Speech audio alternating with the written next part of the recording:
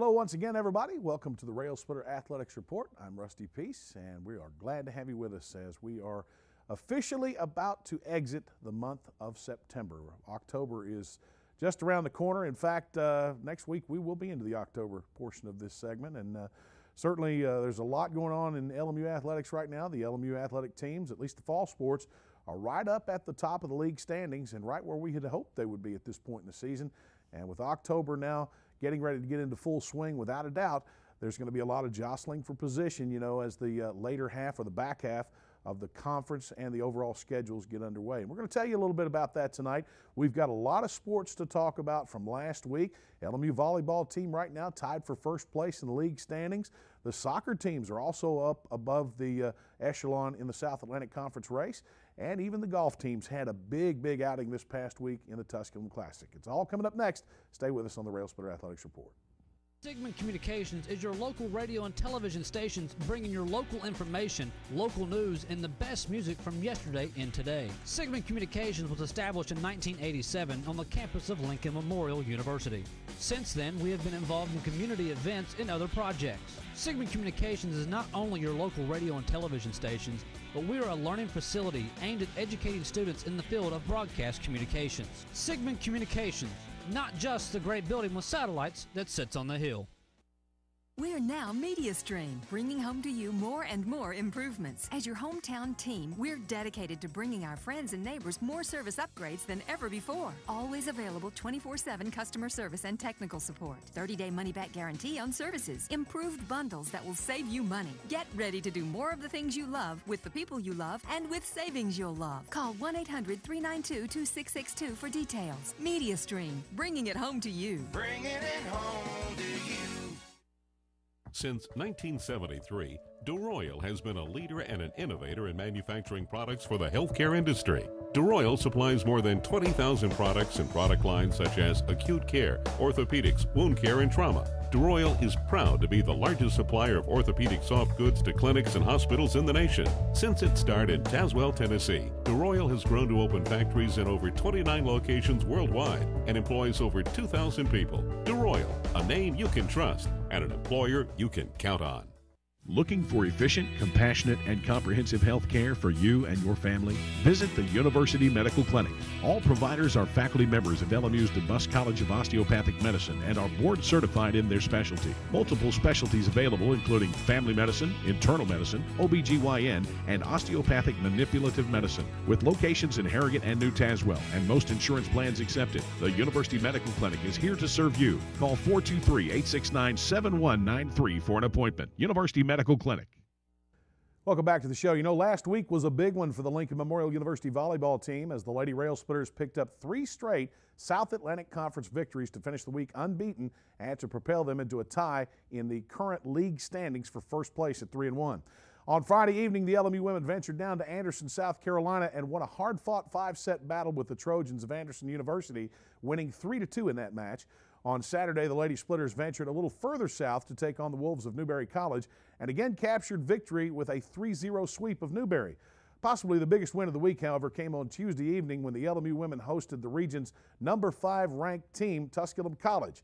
The Pioneers entered Tuesday evening's match as the SAC's only undefeated team, and the Railsplitters quickly ended that fact as LMU took a 4-set win over the Pioneers to improve to 10-5 overall, while moving into a 4-way tie with Tusculum, Catawba, and Lenoir-Rhyne for first place in the league standings. This Friday evening, the LMU women will have yet another test when they once again battle for first place with the Bears of Lenoir-Rhyne. Friday evening's match gets underway at 7 p.m. in the Mary E. Mars Gymnasium and will, at least for the time, thin the pack at the top of the SAC standings. The Lady Railsplitters also battle Brevard College on Saturday at 4 p.m. And turning to other LMU sports news, on Saturday afternoon, the Lincoln Memorial University women's soccer team played their South Atlantic Conference home opener against the Bears of Lenoir-Rhyne University at home at the LMU Soccer Complex. The Lady Railsplitters entered Saturday's match with a perfect conference mark of 2-0 and sporting a 4-1 overall record, while the Bears were also undefeated at 2-0 and came to Harrogate with a 5-1 overall mark. From the opening of the match, the LMU women were bombarded by a barrage of shots by the Bears. LR blasted LMU with 25 shots, 9 of which were on goal, while the LMU women could only generate 4 shots, 1 of which was on frame. Both defenses brought their A game that day, as the match was a defensive struggle until the 83rd minute when the Bears' Brianna Belsky broke the scoring silence on a long kick from 30 yards out that carried past the keeper's hands to give LR a 1-0 lead. The Bears held off the Lady Railsplitters over the next 7 minutes and took the narrow victory to move to 6-1 overall and remain unbeaten at 3-0 in league play, while the LMU women fell to 4-2 overall and 2-1 in the South Atlantic Conference standings. But the biggest thing is this young team was not intimidated. You know, when we played against Columbus State, which is basically the same level, very same level, they were intimidated. I mean, within 10 minutes, we were down to 0, you know. And this game went down the wire, in which Lenore Ryan took the shot of a lifetime. You know, one of the most beautiful goals I've seen in the women's level. That there's not many keepers, probably not any of my guys would have gotten to that ball. So that's what it took them to beat us, and that's a great thing to build on. On Tuesday afternoon, the Lady Railsplitters traveled up the road to Wilmore, Kentucky for a non-conference match with NAI opponent Asbury College.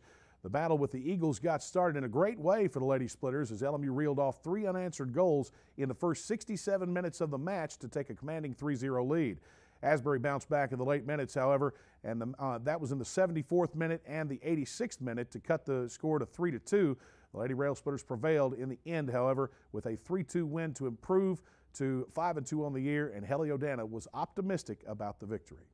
There's different philosophies when it comes to playing these NAI schools. You know, we see even at LMU and other teams in the conference that they tend to pick, you know, just easy NAI games if they go outside of D2. You know, you can see good and bad things about it, but you look at the women, they've been consistently the past few years playing Asbury, that always makes to the national tournament, always win their conference, and always come to give us a game. Lady Railsplitters return to conference action this Saturday when they play host to the Trojans of Anderson University.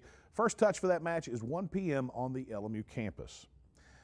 And turning to men's soccer, playing for the first time since last Wednesday's conference road loss to Carson-Newman College, the Lincoln Memorial University men's soccer team also played host to the Bears of Lenore Ryan University on Saturday and came away with a 2-1 overtime win to capture their first SAC victory of the season. As was the case in the opening match of the afternoon, the match between LMU and LR's men was a fierce defensive battle. Neither team was able to generate a goal throughout the first half, but in the second half it looked as though the end result was going to turn out as it did for the Railsplitters against both Mars Hill and Carson-Newman, when the Bears' Mehmet Karaklink caught a pass from teammate Tobias DeBrant in front of the goal and punched it in to give LR a 1-0 lead with less than 9 minutes to play. Now playing with their backs to the wall and time working against them, the Railsplitters hacked away at the Lenore Ryan defense until forward Mackenzie Wild hit teammate Chris Nash with a pass in front of the box, and Nash slammed it into the back left corner to give the Railsplitters a goal with only 12 seconds to play, and the match tied at 1-1. After playing the final 12 seconds of regulation and sending the match into overtime, LMU wasted little time in ending the event in the extra period.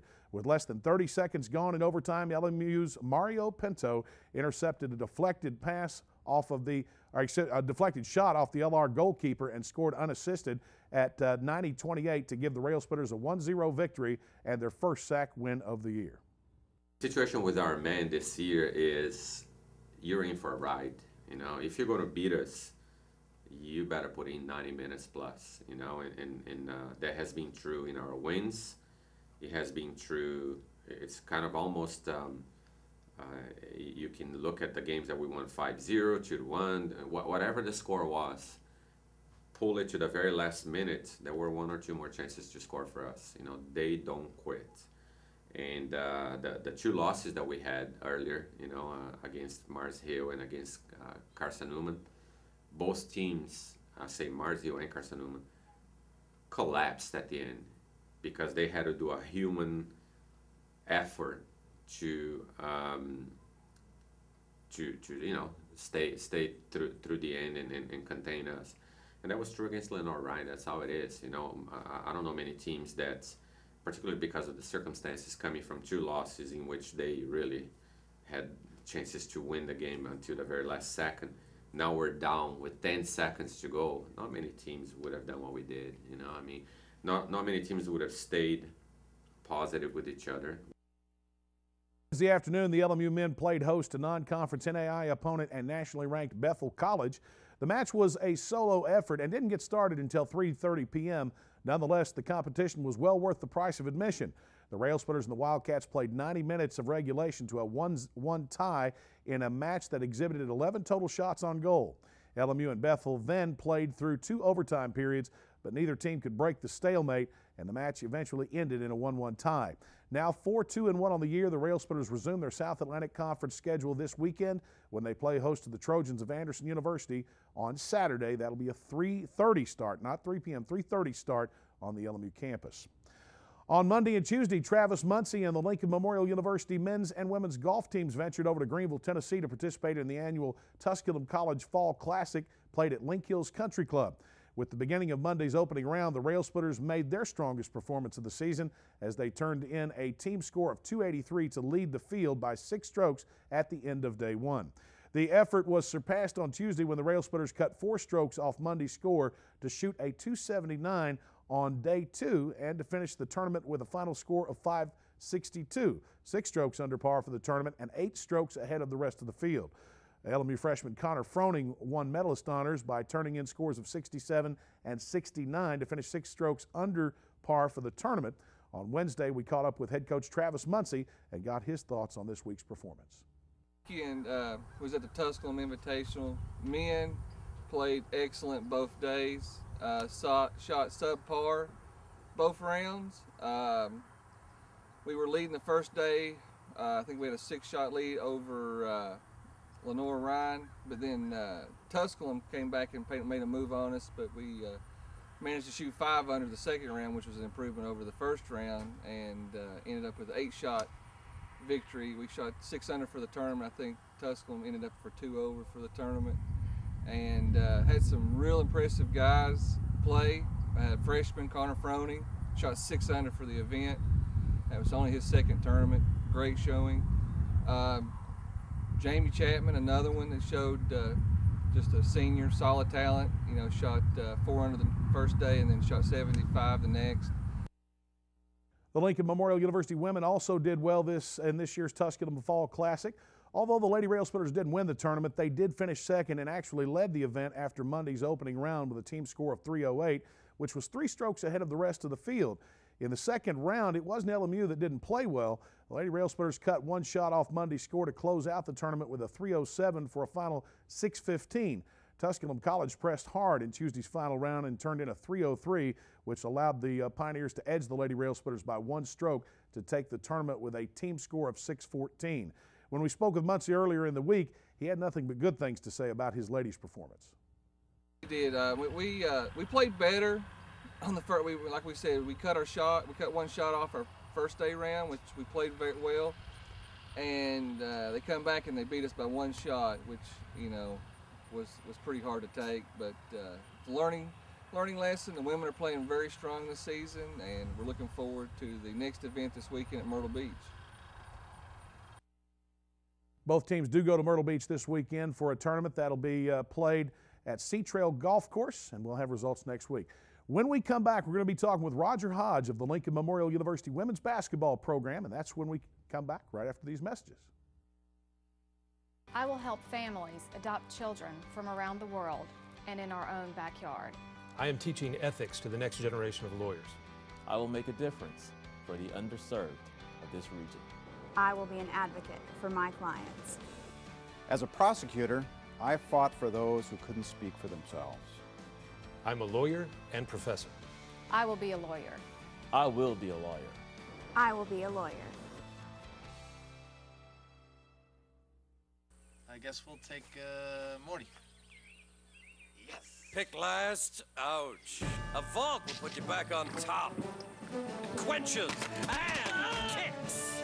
Incoming! Yeah!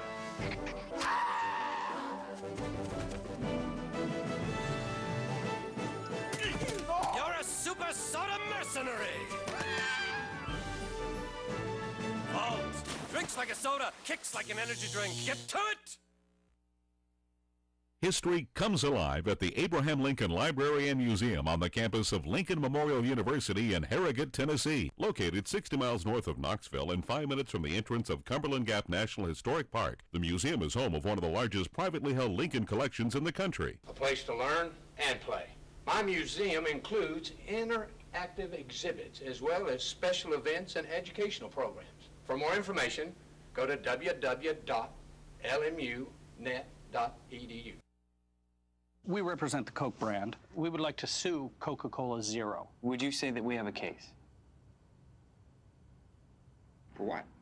For taste infringement. We want to just sue them back to the Stone Age to send a message that they're tampering with really the flagship of the company. It's one company. It's like you suing yourself.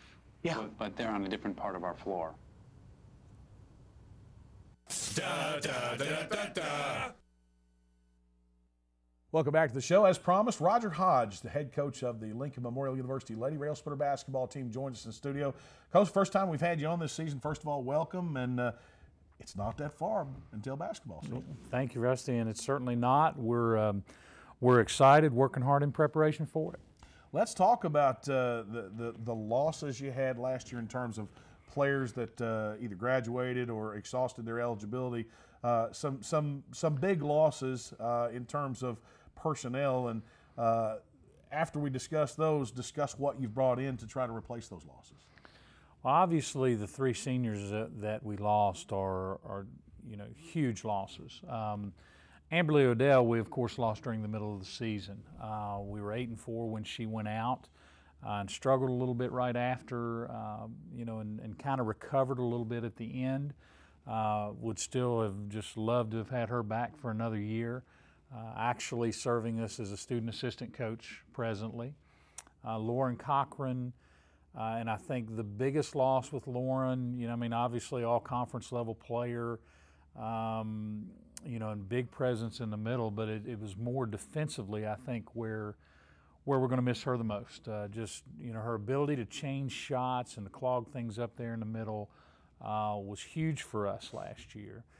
And then of course one of the greatest players in LMU school history, and even though I haven't been here very long, just by the numbers, there's no questioning that Daisha Lee Solomon will go down as one of the best ever to play here. So those losses are significant. I think that anytime you bring in the size of the class that we brought in, you're going to lose some others to attrition and eligibility issues. But brought in a good crop of kids. I think that what you're going to see is a different look from us now. While we kind of pieced it together last year, this year's group is more of the scheme that I like to play. We're much faster. I think you're going to see us be able to put some more pressure on people and to play a little bit quicker than we have previously. So, again, I am optimistic if we can stay healthy that this group can do some good things here. You've been on the other end of this numerous times at other institutions where there's a coaching change, and you've played that particular school a number of times, and you kind of learn coaches' tendencies and the way teams play. Now with your first year under the belt as head coach of the Lady Railsplitters, do you think that it's hard for a team to gauge what another team's tendencies are when they're in their infant stages under a new head coach? There's no question, because again, you're kind of feeling your way through, and any coach is going to make his system fit his talent initially, at least, and then try to recruit toward more what you're comfortable with and what works. And I would definitely say that we're in that stage right now. Kind of puts you a little bit under the radar. A little bit, we hope. All right. Well, all right, let's talk about some of the new ladies that you've got coming in on the squad. While you had those three losses, you did retain Amberly Odell, as you said, as a student assistant coach. But it seems like there's so many new faces that I've seen down in there in your conditioning workouts. We brought in, so we've got a larger roster, first of all, and I have always been one who's had the philosophy that you keep more players just, due to injuries and things. I mean, last year we had, I guess 15 on the roster to start the season, and then you have injuries and you have different things happen, and at the end of the year we were 9 and 10, and so this year we've expanded that roster a little bit. Of mention, I guess, to begin with, we brought a couple kids in locally. Brooke Fusen from down at Cumberland Gap, Miranda Davenport from Harlan County, who are two young ladies that we're excited about. Not just their playing ability, but they're kids that are familiar to the local community. They are working hard, great kids, so we think that there's, they can create a little excitement in our program. Haley Nelson is a transfer from Lipscomb University, from just down the road at White Plains, and again, another generally local kid, who kind of, the reason that we brought her in is we have a definitive need at the point.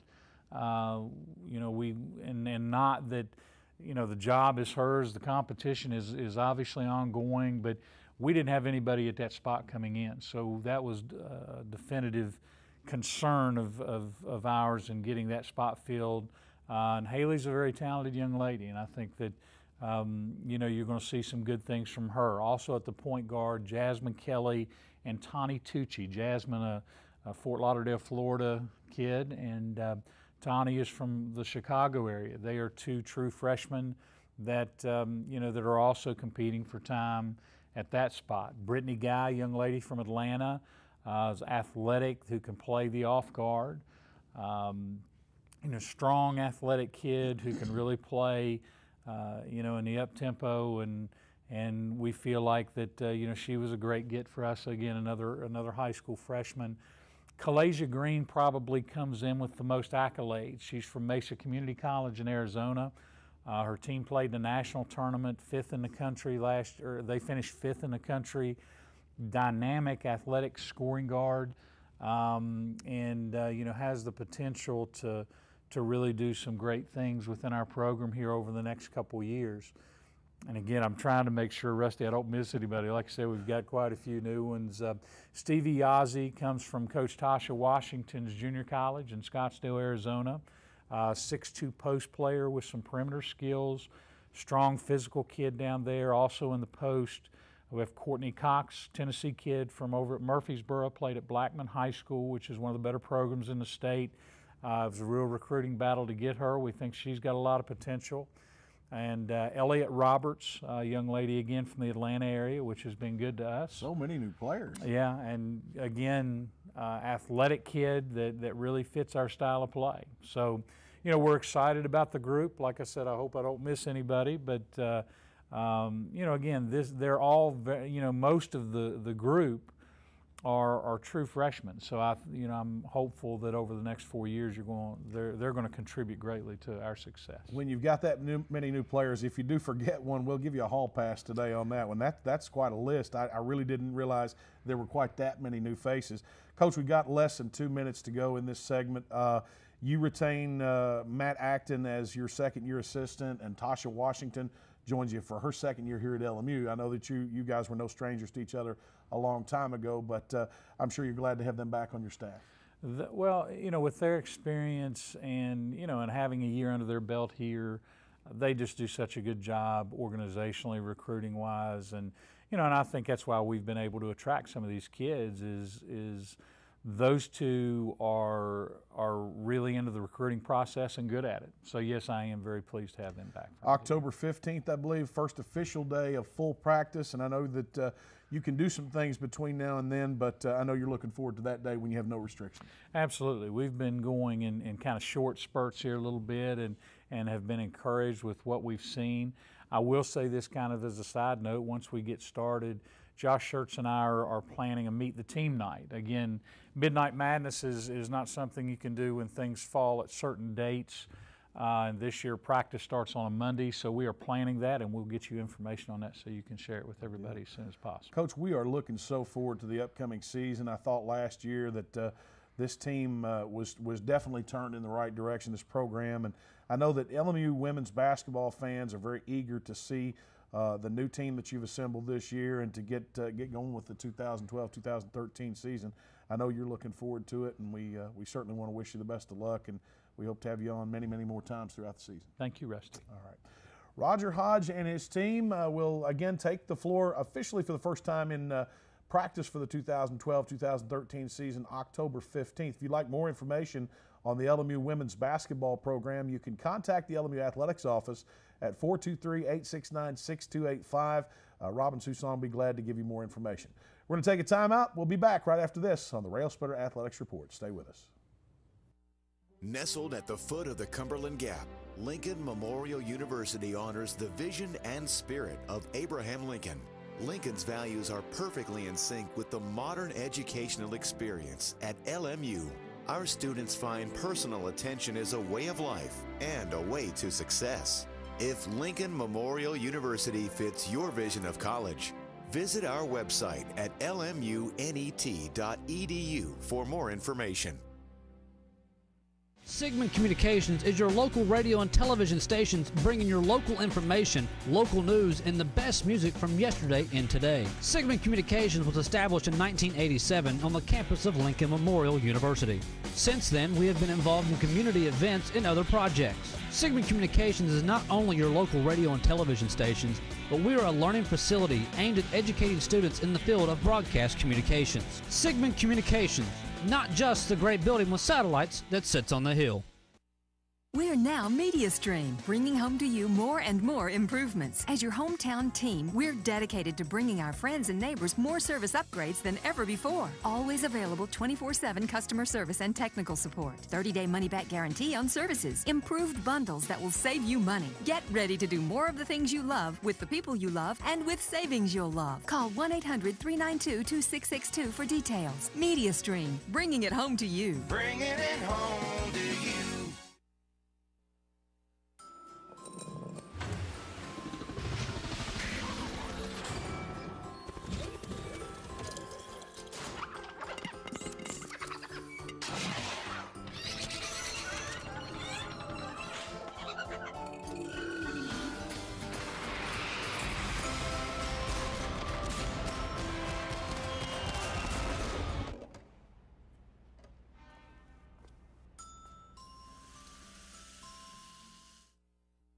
Welcome back to the show. A couple of big events coming up this weekend. Depending on when you're watching this show, obviously the Lady Railsplitter volleyball team will play at 7 p.m.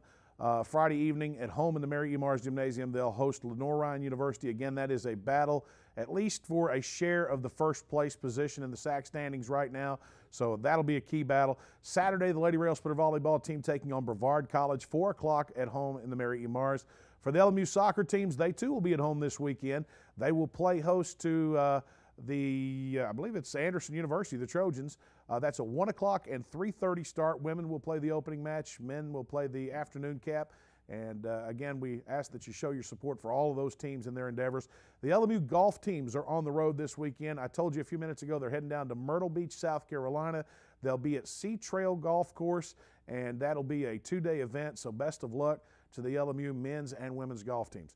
Folks, we want to tell you, if you'd like to keep up to date on all that's going on with Lincoln Memorial University Athletics, pull up the LMU Athletics website, www.lmurailsplitters.com.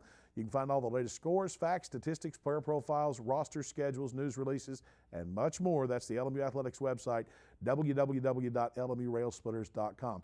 Incidentally, the Railsplitter Athletics Report can now be seen on the LMU Athletics website, so we welcome all of our viewers on that, and we appreciate your support of this program. That's all the time we have for this week. Until next week, for everybody behind the scenes, I'm Rusty Peace. Good night, everybody.